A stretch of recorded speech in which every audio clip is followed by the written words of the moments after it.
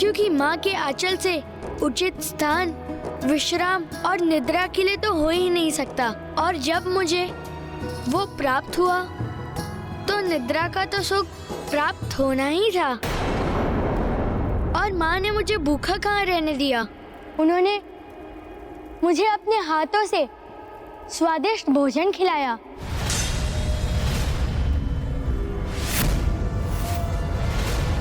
डाकिनी, क्या ये सत्य है? हाँ प्राणेश्वर, मुझे क्षमा कर दीजिए। जब मेरा भूखा पुत्र रात्रि में मेरे समक्ष आया तो अपने हृदय को नियंत्रण में रखने का भला क्या उपाय था। ऐसे में एक माँ अपने पुत्र को भोजन कैसे न कराती। सुबोध काल कोठरी से निकलकर राजभवन आया था। उसे आने किसने दिया?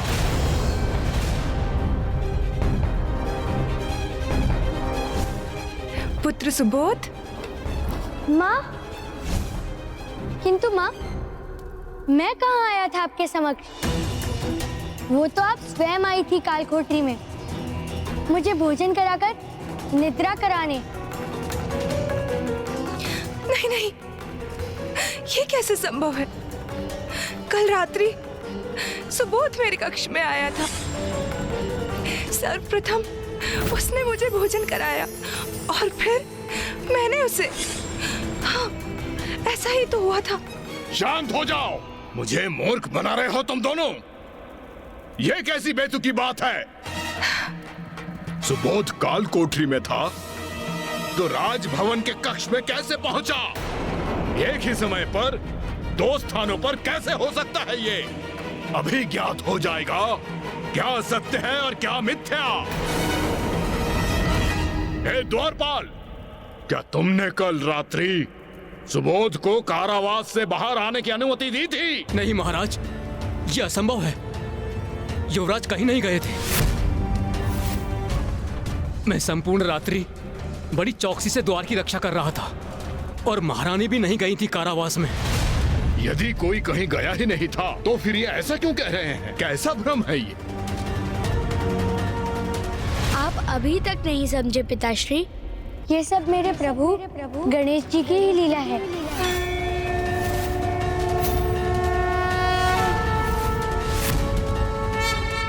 आपने देखा माँ, मेरे प्रभु कितने दयालु हैं। उनका हृदय कितना कोमल है। उनसे एक माँ की पीड़ा सहन नहीं हुई तो वो मेरा रूप धार कर आपको भोजन करवाने आ गए। और वो मुझे भूखा नहीं देख सके तो आपका रूप धरकर मेरे निकट मुझे भोजन खिलाने आ गए।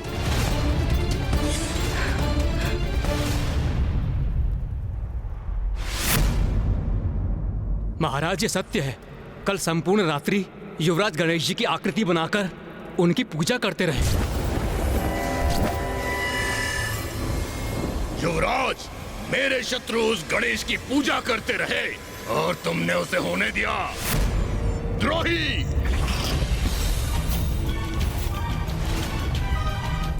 व्यर्थ है वो द्वारपाल, वो सैनिक जो मेरे ही राजभवन में मेरे शत्रु की पूजा होते देख उसे ना रोके। इस अपराध के दंड स्वरूप मैं तुम्हें मृत्यु दंड दूंगा। पिताश्री, इसमें इस द्वारपाल का कोई दोष नहीं। इन्होंने आपके प्रति कोई अपराध नहीं किया। यदि आप मृत्युदंड देना चाहते हैं तो मैं प्रस्तुत हूँ। आप मेरा अंत कर दीजिए। नहीं पुत्र, नहीं।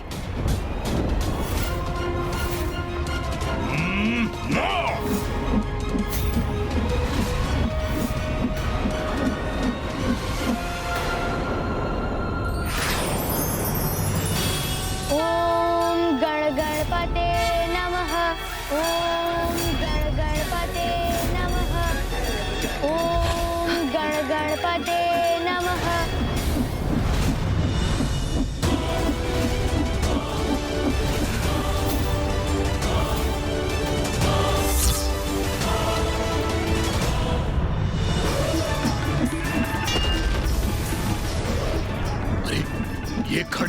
ओर ही लौट कर आ रहा है।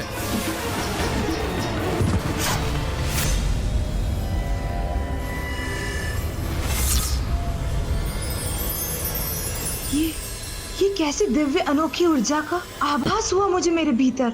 ऐसा क्या हुआ था मुझे? मूर्ख स्त्री, अपने पुत्र की रक्षा के लिए तुम अपने पति का वध करने को तैयार हो गई।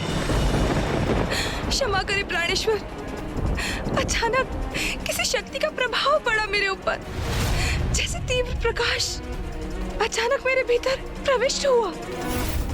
मुझे क्षमा करें प्राणेश्वर, मेरा आशय ये नहीं था कि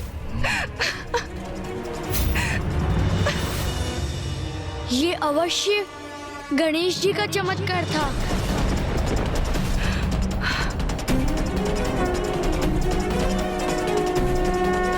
ओम गण गणपते नमः।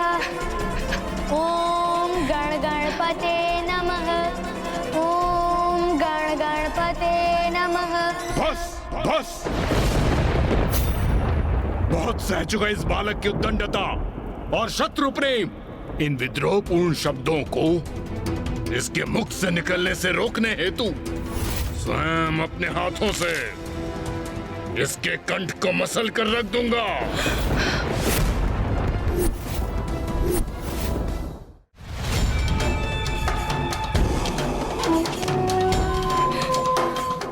नहीं, प्राणेश्वर क्षमा करें अपने पुत्र को।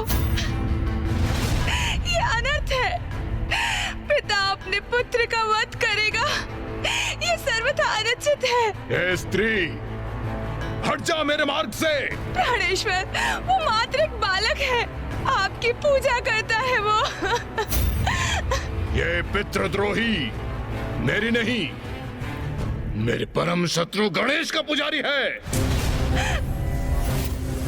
मुझे एक अवसर दीजिए प्राणेश्वर, मैं उसे समझाऊंगी। मैं उसकी माँ हूँ, वो मेरी बात अवश्य मानेगा। क्षमा कर दीजिए, उसे दंड मत दीजिए प्राणेश्वर, मत दीजिए।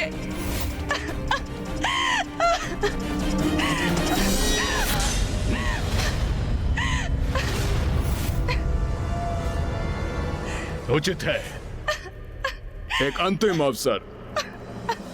जाओ, संध्या तक की अवधि का समय है तुम्हारे पास। समझाओ इसे, उस गणेश की भक्ति का परित्याग करे वो, अन्यथा अगली बार इस पर प्राणघातक वार करने से कोई नहीं रोक सकेगा मुझे।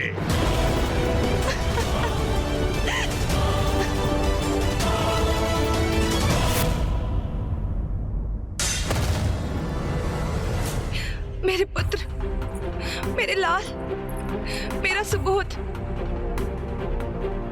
तुम्हारे पिता ने तुम्हें सदैव प्रेम दिया, अपार स्नेह दिया, सब कुछ दिया उन्होंने तुम्हें। त्रिलोक पर विजय प्राप्त की, किसके लिए पुत्र? तुम्हारे लिए ना पुत्र। तो फिर जो उन्हें अप्रिय है वो ही कर कर तुम उन्हें दुखी और क्रोधित क्यों कर रहे हो पुत्र?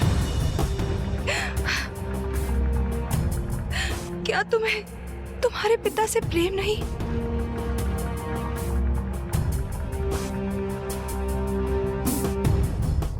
माँ, पिताश्री से मुझे अत्यधिक प्रेम है माँ, इसीलिए तो उन्हें गणेश जी के शरण में आने के लिए आग्रह कर रहा हूँ। पुत्र सुबोध, गणेश तुम्हारे पिता के शत्रु हैं। वो तुम्हारे आराध्य कैसे हो सकते हैं? परित्याग कर दो गणेश के नाम का। जिसे इतने सौभाग्य से पाया, उसका परित्याग कैसे कर दूं? आज तक मैं सब कुछ अनुचित करता रहा और आपने मुझे बढ़ावा दिया। आज जब मैं उचित कर रहा हूँ तो आप मुझे पद से भ्रमित करने का प्रयास कर रही हैं। ऐसा क्यों माँ? मैं गणेश जी के नाम का परित्याग कैसे कर दूं?